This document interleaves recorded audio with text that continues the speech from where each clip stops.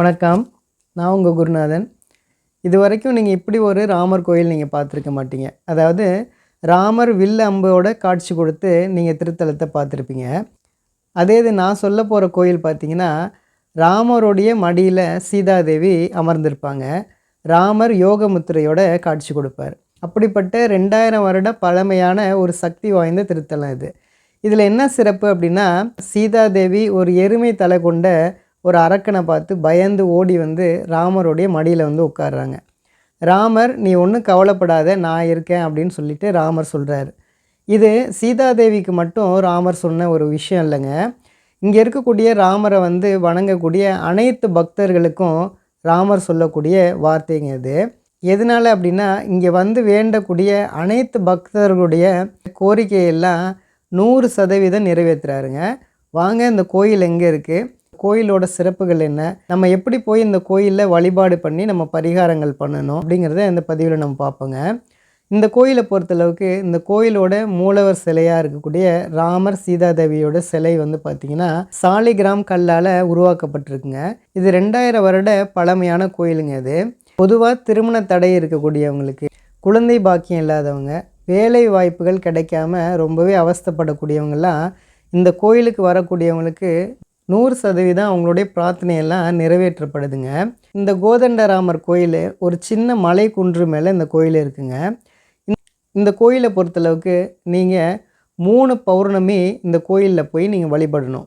அதாவது 3 பௌர்ணமி நீங்கள் போகும்போது நீல நிற வஸ்திரமும் நீல நிற சங்கு பூவும் வாங்கி நீங்கள் அர்ச்சனை பண்ணி நீங்கள் வழிபாடு பண்ணணும். இது மாதிரி 3 பௌர்ணமி நீங்கள் போய் நீங்கள் வேணுனீங்க அப்படின்னா உங்களுடைய கோரிக்கையெல்லாம் கண்டிப்பாக நிறைவேற்றப்படுதுங்க. பல பேருக்கு பார்த்திங்கன்னா 2 பௌர்ணமி போகும்போதே அவங்களுடைய பிரார்த்தனையெல்லாம் நிறைவேற்றப்படுது. அப்படிப்பட்ட ஒரு சிறப்பான கோயிலுங்க அது. குறிப்பாக திருமணம் ஆகாதவங்க மட்டும் ஜாதகத்தையும் வச்சு நீங்கள் 3 பௌர்ணமி நீங்கள் வழிபாடு பண்ணணும். இது மாதிரி நீங்கள் செஞ்சீங்க அப்படின்னா உங்களுக்கு திருமணம் கைகூடி வருங்க. இப்போது இந்த கோயில் எங்கே இருக்குது அப்படின்னா, திருவள்ளூர் மாவட்டத்தில் எருமைவெட்டிப்பாளையன்ற இடத்துல இந்த திருத்தலம் அமைஞ்சிருக்குங்க. இந்த கோயிலோட வரலாறு என்ன அப்படின்னா, ஒரு முனிவருடைய தவத்தை மெச்சு ராமபிரானும் சீதா பிராட்டியும் அவரை பார்க்குறதுக்காக வராங்க. அப்படி வரும்போது சீதாதேவி இங்கே இருக்கக்கூடிய கொசஸ்தலை ஆற்றில் அவங்க நீராட போகிறாங்க. அப்போ ஒரு எருமை தலை கொண்ட அரக்கன் அவங்கள வந்து பயமுறுத்துறாங்க. உடனே பயந்து போன சீதாதேவி ஓடி வந்து ராமருடைய மடியில் வந்து உட்கார்றாங்க. ராமர், நீ ஒன்றும் கவலைப்படாத அப்படின்னு சொல்லிட்டு அவர் என்ன செய்கிறாரு அப்படின்னா, இந்த அரக்கனை கொல்றதுக்காக முயற்சி பண்ணுறாரு.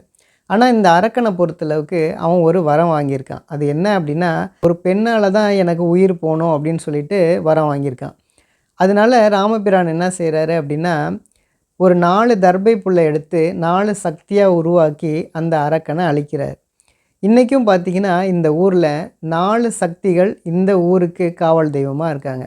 அப்படிப்பட்ட ஒரு சிறப்பான வரலாறு இந்த கோயிலுக்கு உண்டுங்க. இந்த கோயிலுக்கு பக்கத்திலே பார்த்திங்கன்னா வரமுக்தீஸ்வரர்னு சொல்லக்கூடிய சிவன் ஆலயம் இருக்குது. இந்த கோயிலும் மிகப்பெரிய சக்தி வாய்ந்த ஆலயங்க. இந்த கோயிலில் பார்த்திங்கன்னா இங்கே இருக்கக்கூடிய கமல தீபம் பார்த்திங்கன்னா தாண்டவம் ஆடிட்டே இருக்கும். மற்ற விளக்குகள் எல்லாம் அமைதியாக இருக்கும். இந்த 2 கோயிலுமே ரொம்பவே சிறப்பு வாய்ந்த கோயில். யாரெல்லாம் காசிக்கு போக முடியலையோ இங்கே இருக்கக்கூடிய சிவன் ஆலயத்துக்கும் இங்கே இருக்கக்கூடிய ராமருடைய ஆலயத்துக்கும் போயிட்டு வந்தீங்க அப்படின்னா காசிக்கு போயிட்டு வந்த புண்ணியம் உங்களுக்கு கிடைக்குங்க. எதனால் அப்படின்னா, காசியில் பார்த்தோம் அப்படின்னா சிவன் ராமருடைய நாமத்தை உச்சரிச்சிட்ருப்பார். ராமேஸ்வரத்தில் ராமர் சிவனுடைய நாமத்தை உச்சரிச்சுக்கிட்டே இருப்பார். அதனால தான் காசிக்கு போனவங்க ராமேஸ்வரம் போயிட்டு வருவாங்க. அதனால் அந்த பலன் நீங்கள் இந்த 2 கோயிலுக்கும் போயிட்டு வந்தீங்க அப்படின்னா உங்களுக்கு கிடைக்குங்க. இன்றைக்கி இருக்க காலகட்டங்களில் பல பேருக்கு பார்த்திங்கன்னா காசிக்கு போயிட்டு வர்றது ஒரு மிகப்பெரிய கனவாக இருக்கும். அதில் போக முடியாதவங்க இந்த 2 திருத்தலத்துக்கும் போயிட்டு வந்தீங்க அப்படின்னா உங்களுக்கு அந்த புண்ணியம் கிடைக்குங்க. இதனால் அப்படின்னா ராமர் நடந்த பாதையில் நம்ம நடந்தோம் அப்படின்னாலே நமக்கு முக்தி உண்டுங்க. அதனால தான் ராமருடைய கால் தடம் பட்ட ஊருங்க அது. இது மட்டும் இல்லாமல் சிவபெருமானுடைய கால் தடம் பட்ட ஊரும் அது. அதனால் அப்படிப்பட்ட ஒரு சிறப்பான இந்த ஊரில் நீங்களும் போயிட்டு நீங்கள் பலனடையணும் அப்படின்னு நான் கேட்டுக்கிறேங்க. நம்புங்க, எல்லாமே நல்லதே நடக்குங்க. நன்றி நன்றி நன்றி.